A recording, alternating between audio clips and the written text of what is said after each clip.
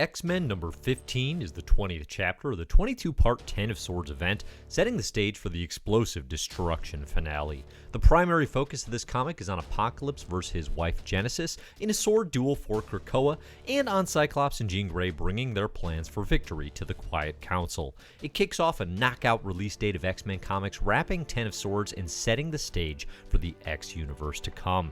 Today I'll answer how this issue signals the return of the true X-Men, how 10 of Swords shakes the fabric of the Quiet Council and Krakoan government to its core, and theories and predictions for what's to come in X-Men. Hey everybody, I'm Dave Busing, founder and editor-in-chief of comicbookherald.com. You are listening to Krakin Krakoa number 122 on an exciting day of 3 new issues capping off the 10 of Swords event that I'll be covering all here on Krakin Krakoa. You can find a link to the full 10 of Swords playlist in the show notes where I've covered every single issue in this event. And hey, if you like the Comic Book Herald YouTube channel or Krakin Krakoa, please consider liking, subscribing, and sharing and commenting here with your thoughts on the video and on the comics. That all helps me out a great deal. Spoilers for Discuss Comics will follow.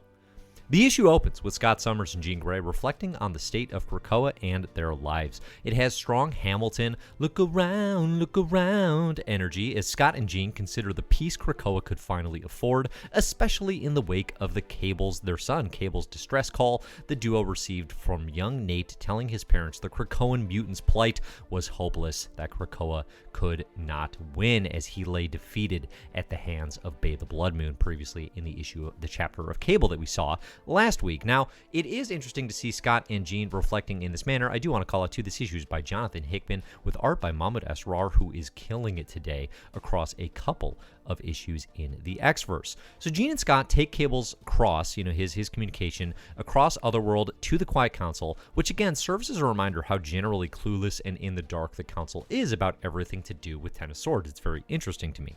Ironically, Scott communicates virtually the same info they got from Mr. Sinister previously, that they cannot win and that Amenth is coming, but this time it clearly carries more weight coming from a trusted source. Also, shouts to Mahmud Asrar for making a close-up of Mr. Sinister ghoulish and creepy. I feel like we haven't seen ghoulish Sinister in some time. So Scott and Jean propose taking an X-Men lineup into Otherworld to rescue their people and then close the gates to Otherworld, sealing off the Amenth and Arakan forces. And Sebastian Shaw jumps on this opportunity to raise a vote against any council members accepting this journey, that their selfish sacrifice, in his, as always, selfish view, means they can't be on the council anymore. This is classic Shaw trying to upend the balance of power and opening up council seats he could potentially have a hand in shaping, granting him more power. While Nightcrawler, Emma, and Kate Pryde volunteer to go with Psyche and Jean, at the end only Jean appears at risk of losing her council seat after the event. Presumably this vote would not extend to Storm, the only member of the council selected as a Krakoan swordbearer. At least it would seem very unfair to me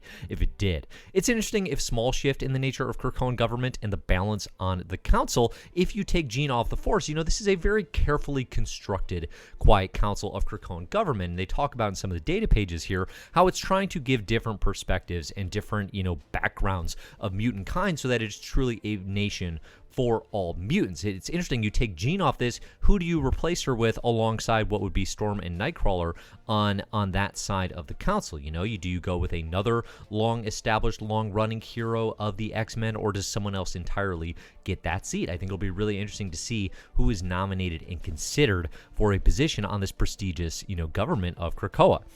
Crucially, elsewhere, Exodus points out that Krakoa cannot leave gates to Otherworld open for an Amenthi invasion should Cyclops and his team fail. And the Council, including Professor X and Magneto, also vote to close the gates, sealing off Cyclops and the mutants from using Krakoan gates to get back. Also, props to Krakoa for not setting off a mini earthquake in response to all this talk about the sentient island without even considering its opinion.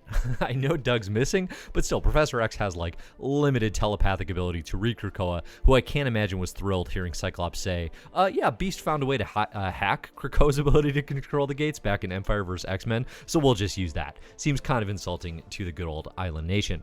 Honestly, too, I appreciate the pragmatism versus heroism focus that has been at the heart of so many debates about Krakoa to this point.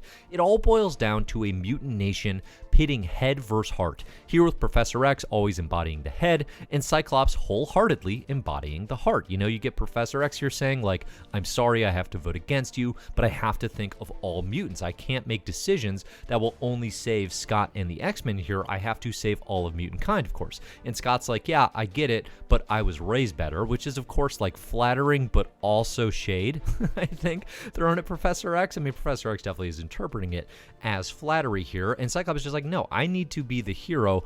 I need to go save these mutants. That's what we do. We're X-Men. Now, when you go back and look at Hickman's run on X-Men to date, a deceptive 15 issues, worth on top of all the House and Power stuff and now Ten of Swords event work, not to mention on top of Giant Size, Empire, X-Men, etc., right? There's been actually more than 15 issues he's written and a lot more he's contributed, but there's 15 issues of specifically X-Men. The run often feels, somewhat disconnected, like odd slices of X-Life, one piece at a time. Now, I enjoy that approach, frankly, and if you're going to search for one connecting tether at the center, though, it's definitely Scott Summers' Cyclops, and in many ways, the Summers family as a whole. X-Men number 15 is a particularly effective capstone on Scott's Krakoa-era stories to this point, cementing what it means to be both Krakoan and a part of the X-Men. The focus on the terminology of X-Men is especially smart. It's definitely a conflation I'm guilty of, talking about mutants, but calling them X-Men by default, It's just the synonymous language comic readers are accustomed to. It's kind of funny to see a Krakoan memo about the X-Men are no more, too, considering how many readers have given way to the, these don't feel like my X-Men anymore arguments we've seen since House and Powers. That's a deliberate feeling and setup, with this event and this moment for Cyclops really bringing about a true return of what that moniker means. I think in many ways it was wrong to call the Krakoans and to call mutant kinds of this era X-Men, because they are not behaving in the capacity of what we've known X-Men to be. That gets reestablished here with Scott's journey in Ten of Swords. It means something to be mutant, and that is what a Krakoan is, but it means another thing to be an X-Man, and that's what a hero is. And we see that very deliberately delineated here in this comic book. So the remainder of the issue is made up of a pretty straightforward sword fight for the final point in Saturnine's tournament she's hosting, his Tournament of Champions for the fate of Krakoa on Otherworld. Of course, Apocalypse versus his wife Genesis is centuries in the making, and Genesis's possession by the Annihilation Helm complicates matters, in the utmost, right? This is not the wife that Apocalypse knew in so many ways. She is possessed, essentially, by this force that wants nothing but to conquer. So it's an important and fantastic showing for Apocalypse, learning how to fight for something larger than himself, to fight for a community of mutant kind, even if that means striking down the woman he loves more than anything. Of course, in the end, despite his victory, Apocalypse is unable to deliver the killing blow, leaving Genesis to put on the Annihilation Helm and raise the forces of Amenth for the remainder of this event. But make no mistake that Apocalypse does sacrifice here already tremendously in, taking out his wife. But again, Apocalypse is careful. He is methodical. He's been methodical throughout this whole run in the pages of Excalibur, and up to this point now, he is careful not to kill Genesis. There's still an endgame in mind, which is important. So again, I thought this was an excellent issue. I would say it's probably my favorite Hickman written issue of the Ten of Swords event, in the sense that, he was doing this secret history of Apocalypse and of Araco and Okara, right? And he was doubling down on it and then tripling down on it.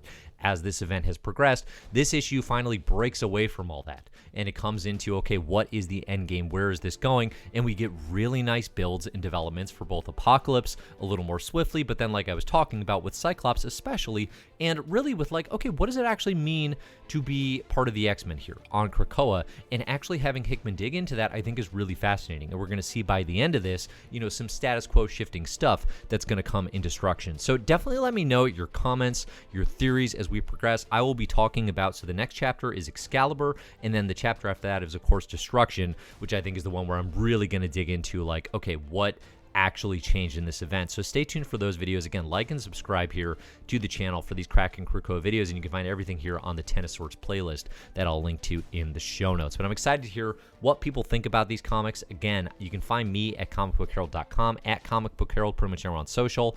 Thanks so much to everybody over on patreon.com/comicbookherald who is supporting the site and all Kraken Krakoa initiatives. But hey, I'm not going to take too much more of your time here, because I got an Excalibur and a X of Swords Destruction video to make, and those are coming next. I'm super excited to get them your way. Thanks everybody for listening, and as always, enjoy the comics.